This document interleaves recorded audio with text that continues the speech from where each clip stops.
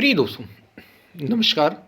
जो सब प्राणियों में अपनी ही आत्मा का विस्तार देखे, अपनी ही आत्मा को जो देखे, अपने को देखे जो सब में, सो योगी।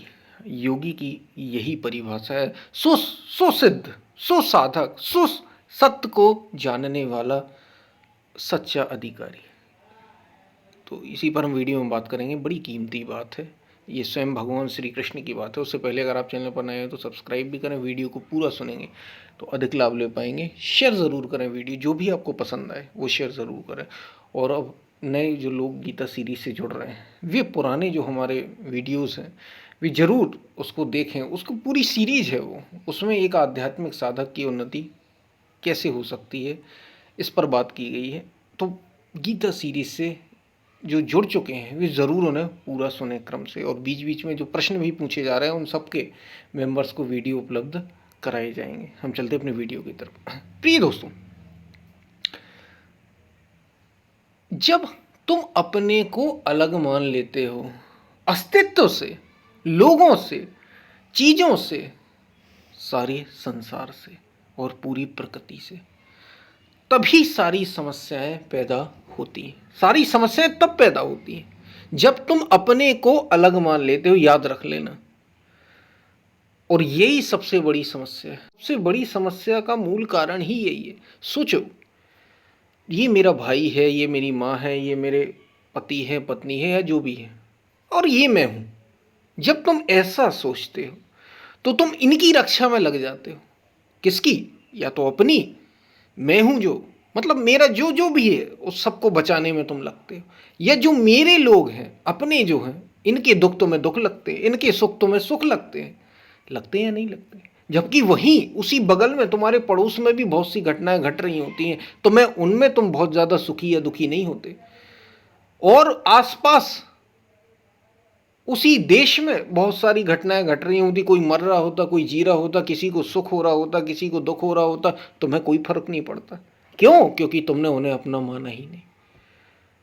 तुमने इनको अपना मान लिया। ये जो सीमित दायरा बना लिया है, यही सारी समस्याओं की जड़ है। ये याद रख लेना, इतना दिमाग में बैठा लो। भगवान श्री कृष्ण गीता में अर्जुन से कह रहे हैं कि अर्जुन, जो सब में अपनी ही आत्मा का विस्तार देखता है, संपूर्ण प्राणियों में, संपूर्ण भूत प्राणियों में जो अपनी ही आत्मा का विस्तार देखता है, जानना वो योगी है।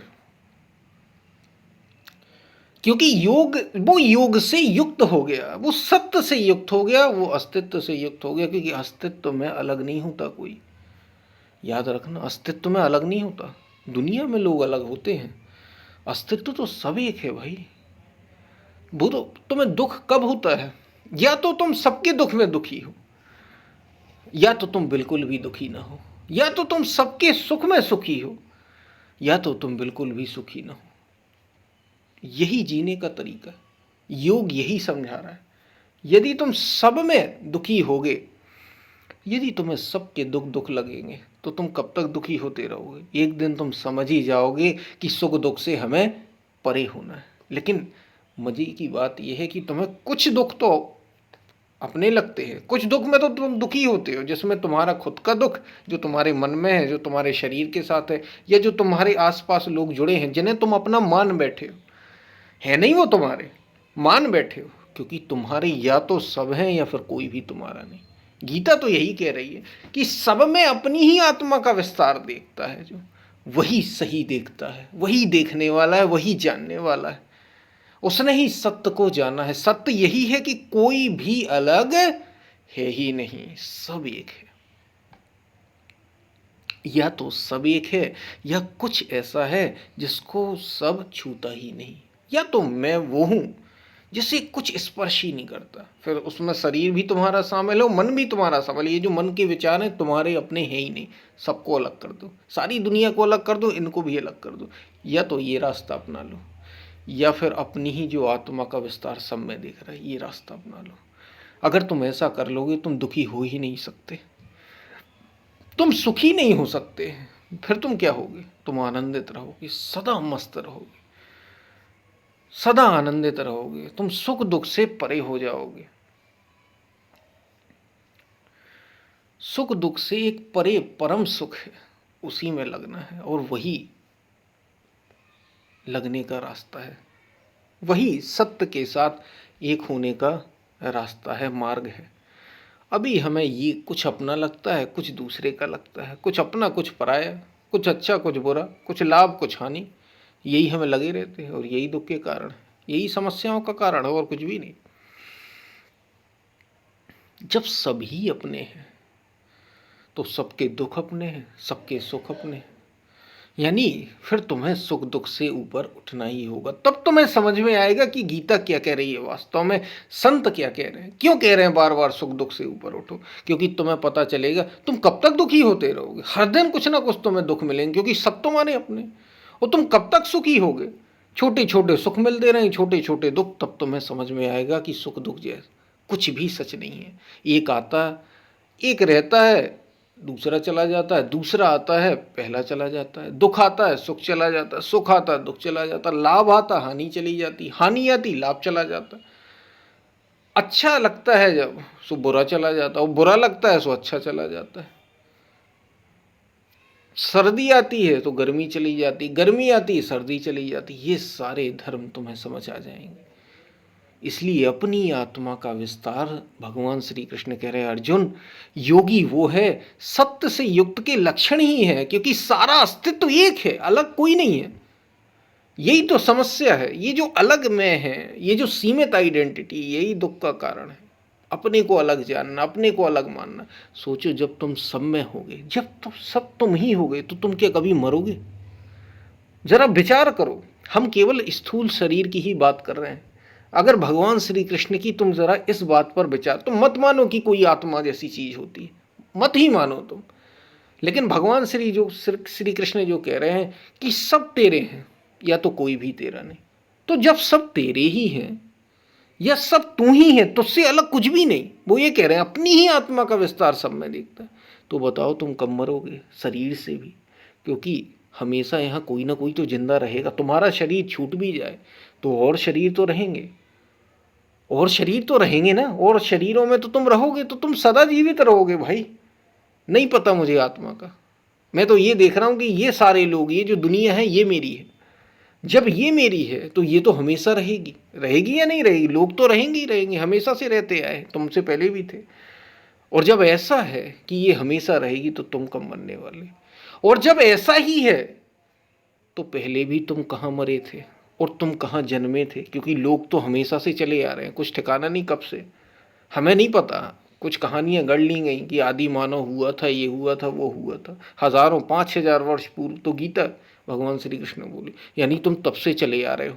और केवल मनुष्य के शरीर को ही क्यों लें, तुम जानवरों के तो शरीर है ना। जीवन एक जो आया, वो तो कब का आया हमें नहीं पता, करोड़ों लाखों वर्ष पूर्व, अरबों वर्ष पूर्व की बात है।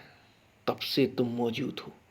भगवान श्री कृष्ण यही कह रहे हैं, सब प्राणियों में अपनी ही आत्मा का, और आत्मा में याद रखना, सब प्राणियों में केवल वो मनुष्य को नहीं ले रहे, वो पेड़ पौधे को भी ले रहे हैं, वो पशु पक्षी को ले रहे हैं, जीव जंतु को ले रहे हैं, इन सब में भी अपनी आत्मा, वो गाय में, कुत्ते में, बैल में, ऊंट में, सब में वो ये कह रहे हैं कि तू ही निवास करता है, तुझसे ये अलग नहीं। एक ही दिल धड़क रहा है, एक ही हृदय है जो धड़क रहा है, एक ही आत्मा का विस्तार सब में है। ऐसा जब ज्ञान होता है, ऐसा जब बोध होता है, तो आनंद ही आनंद हो जाता है।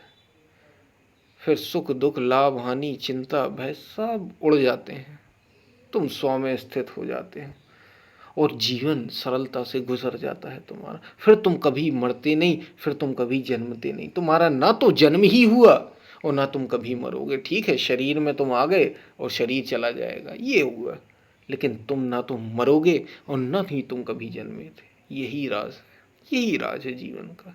शायद आप बात को समझ पा रहे हो क्या कही जा रही। तो भगवान श्री कृष्ण जो कह रहे हैं कि अपनी ही आत्मा का विस्तार जो सब, और योगी यही है, योग से जो युक्त हो गया वो यही है, उसके यही लक्षण है, जो सत्य से युक्त है। योग से युक्त होने का मतलब जो ये अस्तित्व है, जो ये संपूर्ण अस्तित्व, संपूर्ण चराचर है, इससे जो जुड़ गया वही योग से युक्त हो गया। कोई एक एक ही व्यक्ति से नहीं जुड़ा, ये शरीर बस से नहीं जुड़ा, अभी हम शरीर से जुड़े हैं, अपने मन से जुड़े हैं, अपने आसपास के लोगों से जुड़े हैं, बस इतना तो हमारे जुड़े। हम क्या जाने, जो अमेरिका में बैठा है वो भी तुम्हारे साथ है, वो भी तुमसे बराबर जुड़ा। हाँ ठीक है, स्थान, समय और स्थान है, जब तक जीवन है तब तक टाइम और स्पेस होता है, इस वजह से दूरी है, डिस्टेंस है। लेकिन अगर तुम मूल में जाओगे तो सब एक है, अंतर कुछ भी नहीं। वही आत्मा का ज्ञान है, यही आत्मज्ञान है। शायद आप बात को समझ पा रहे हो क्या कही जा रही है। तो यदि पसंद आए वीडियो तो शेयर ज़रूर करना। कोई प्रश्न हो आप कमेंट में ज़रूर पूछें, देर सवेर उसका हो सकता तुरंत ना मिले, 1 दिन 2 दिन में आपको उसका रिप्लाई में भी मिलेगा, आपका प्रश्न का भी उत्तर दिया जाएगा। हम फिर मिलते हैं, तब तक के लिए धन्यवाद। शेयर ज़रूर करें जितना आप कर सकते हैं, और गीता सीरीज से ज़रूर जुड़ें।